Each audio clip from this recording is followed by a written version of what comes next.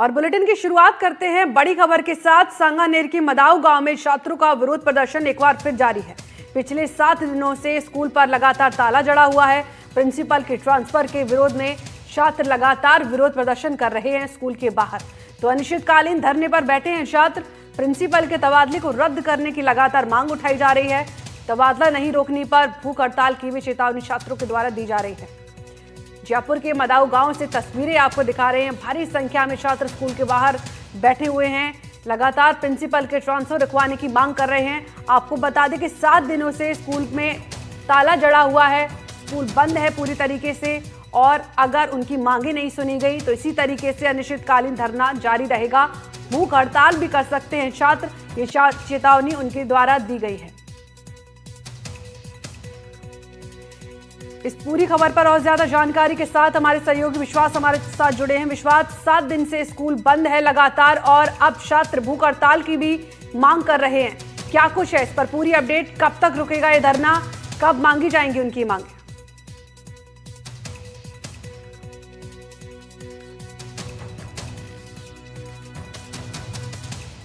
विश्वास, क्या सुन पा रहे हैं आप मुझे? मांग को लेकर अनिश्चितकालीन जो धरना है वो यहाँ से दिया जाएगा। आप देख सकते हैं कि किस तरीके से यहाँ पर जो स्कूल है उस पर ताला लगा दिया गया है और उसके बाद में यहाँ पर ग्रामीण जो हैं वो बैठे हुए हैं। हालांकि बच्चों की छुट्टी हो चुकी है इसलिए बच्चे अपने घर जा चुके हैं। अभी थोड़ी देर पहले यहाँ पे जैसा कि ग्रामीण हमें बता रहे हैं कि बच्चे बैठे थे। हालांकि अभी यहाँ पर बच्चे नहीं हैं लेकिन ग्रामीण अभी भी लगातार यहाँ पर धरने पर बैठे हुए हैं। उनकी मांग है कि प्रिंसिपल का ट्रांसफ़र ना किया जाए। फिलहाल जैसे कि हमें भी पता चला है यहाँ पर आकर कि जो स्कूल का स्टाफ था वो पास ही के किसी दूसरे स्कूल में उन्होंने शिफ्ट कर लिया है और जो नए प्रिंसिपल आए उन्होंने आज यहाँ पर आकर बच्चों से बात करने की कोशिश की कि आप चलिए, लेकिन बच्चों ने मना कर दिया और ये ग्रामीण यहाँ पर धरने पर लगातार बैठे हुए हैं। इनसे समझते हैं क्या मांग है आप लोगों की और कब तक ये धरना आप लोग जारी रखेंगे? देखो साहब, ये धरना है ना हमने जब तक अशोक कुमार मीना जी को प्रिंसिपल को वापस आदेश निरस्त नहीं करते, उनका ट्रांसफर कार हमारे यहाँ नहीं लगाते, तब तक रखेंगे। क्या नाम है आपका? कैलाश चंद्र शर्मा और मैं विद्यालय भवन का निर्माण समिति का अध्यक्ष भी हूँ साहब। हमने जमीन दी है और हमने बिल्डिंग बनवाई है। सरकार का कोई लेना देना नहीं है इस बिल्डिंग में। क्यों करवाई? अशोक कुमार जी मीना को आए करीब 3 साल हो गए। 1 साल उन्होंने मेहनत करके बच्चों का रिजल्ट दिखाया। रिजल्ट को लेकर हमको घर घर जाके वो समझाए कि यहाँ जगह कम है, बच्चे ज़्यादा हैं, 2-3 जगह बच्चे बैठते हैं, बाहर को बैठते हैं, बच्चों की व्यवस्था नहीं है, तो हमें थोड़ी ज़मीन दे दो और थोड़े कमरे बना दो तो सुचारू रूप से इनको पढ़ाई हो जाए। और आप जगह ज़्यादा देकर ज़्यादा कमरे वो बना दो तो प्राइवेट में कोई मत पढ़ाओ। मैं रिजल्ट दूंगा, आपको वचन देता हूँ, आपको शिक्षा दूंगा। आप प्राइवेट में क्यों पढ़ाते? मैं आपको शिक्षा दूंगा। आप अरे ये मैंने दिया है। पहले 70 बच्चे थे वो आए थे तब, आज 240 बच्चे हैं मेरे यहाँ। तो उनकी बात की उन्होंने घर घर जाके। हमने एक दिन सबको बिठाया, बात की, वो मेरे से बात की, सरपंच साहब समझाओ और ऐसे करो, बात करते हैं। हम सब बैठे, ग्रामवासी, हमारे पट्टे थे, यहाँ कब्जे थे, कच्चे पक्के निर्माण थे, हमारे समझ में आई, उन्होंने समझाया, हमने सबको हटाया, हमारा पैसा लगाया, ज़मीन दे दी, हमारा पैसा लगाया और पैसा लगा के बिल्डिंग तैयार करवाई सब 11 महीने में। 11 महीने में इस तरह हुई कि मैं तो यहीं पढ़ा रहा था, क्योंकि पहले डंडा वंडा कुछ नहीं था, लोहे का सामान वो जो भी आया तो उनकी रुकवाली कौन करता है रोड पे? तो हम और मैं तो पढ़ा ही रहता था 10-10, 11-11, 12-12 बजे तक लाला राम जी और अशोक कुमार जी में हमारे साथ। देखिए, ग्रामीणों का कहना है कि उन्होंने ये जो स्कूल है इसकी जमीन दान देकर और खुद के पैसे से स्कूल भवन का निर्माण करवाया है। उसके बाद में इनकी मांग है कि प्रिंसिपल अशोक कुमार मीणा जब यहाँ पर आए तो उसके बाद में उन्होंने यहाँ पर विद्यार्थियों का जो रिजल्ट है वो भी सुधारा और उसके साथ ही यहाँ पर एडमिशन भी बढ़ाए। कुछ और लोगों से बात करते हैं। क्या आपके बच्चे पढ़ते हैं यहाँ पर? यहाँ पे करीब पूरे ग्रामीण के ही बच्चे पढ़ते हैं और जब यहाँ पर अशोक जी मीना जी स्टार्टिंग में आए थे तब यहाँ पे 30 से 40 बच्चे, जो अभी सरपंच साहब ने बताया वैसे ही थे। उन्होंने यहाँ आकर ये पहल की कि बच्चे हमारे यहीं पढ़ते थे, बच्चियाँ हमारी नहीं पढ़ पाती थी। पहले 5th क्लास तक स्कूल थी यहाँ पे, उसके बाद में बच्चियाँ 5th तक पढ़ने के बाद में यहीं रहती थी, बाहर नहीं जा पाती थी, क्योंकि यहाँ से 3 किलोमीटर दूर दूसरी स्कूल थी, सरकारी स्कूल थी। उसका आप मुआवजा कर सकते हो, देख सकते हो। तो यहाँ अशोक जी के आने के बाद में वो जो पुरानी जो स्कूल है वहाँ पे जर्जर है, 3 कमरे बने हुए हैं। एक कमरे में 3 क्लास लगती थी, फर्स्ट सेकंड थर्ड एक कमरे में रहती थी। एक टीचर एक कोने में पढ़ाता था, एक टीचर एक कोने में पढ़ाता था। उन्होंने यहाँ आकर पहल की, फिर सरपंच साहब से मिले, ग्रामीणों से मिले, भामाशाहों से, सबसे मिल करके इन्होंने ये ज़मीन यहाँ की अलॉट करके सारा सब कुछ किया हुआ था।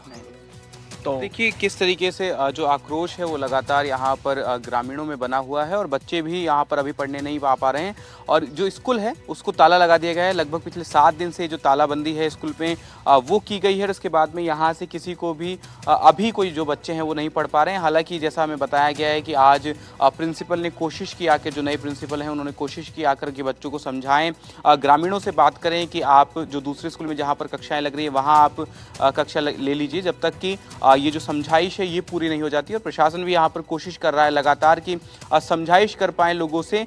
एक और बात समझना चाहूँगा मैं आपसे कि कब तक धरना चलने वाला है, कब तक आप लोग इस धरने को जारी रखेंगे? सर ये तो जब तक ये अशोक जी मीणा जी का ट्रांसफ़र रद्द नहीं करते हैं जब तक ये धरना जारी रहेगा। सर क्या लग रहा है क्यों ट्रांसफर किया गया है? कोई आपको क्या राजनीतिक कुछ लग रहा है क्या? कैसा मतलब आप लोगों का अब ये ये तो आक्रोश है? सरकार ही जाने इस चीज़ को तो सरकार ही जाने। इतना कुछ करने के बावजूद भी अगर सरकार नहीं सुन रही तो उनके क्या पता क्या मन में है। और ठीक है। जज्जर भवन के लिए उन्होंने आदेश दे दिए, वहाँ पर बच्चे कौन भेजेगा सर? ठीक है विश्वास, लौटेंगे आपके तो पास। इस तरीके से ये जो आक्रोश है लगातार ये बना हुआ है यहाँ पर जो ग्रामीण है उनके अंदर। कैमरामैन ठीक है, निर्मल तिवारी विश्वास। के साथ विश्वास शर्मा, एनडीटीवी। लौटेंगे आपके पास, नजर बनाए रखिए और अब रुक करते हैं 100 बड़ी खबरों की ओर।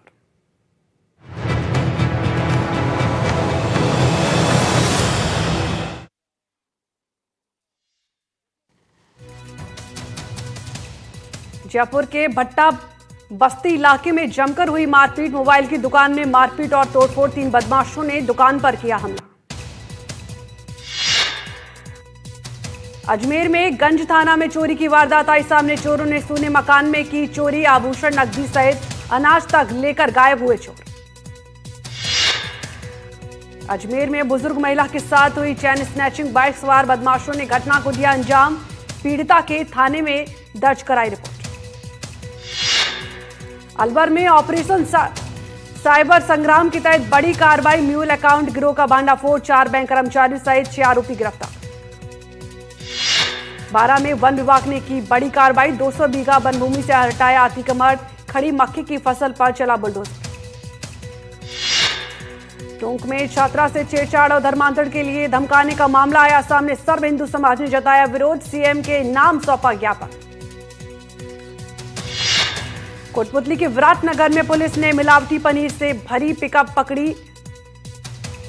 1110 किलो मिलावटी पनीर किया गया नष्ट।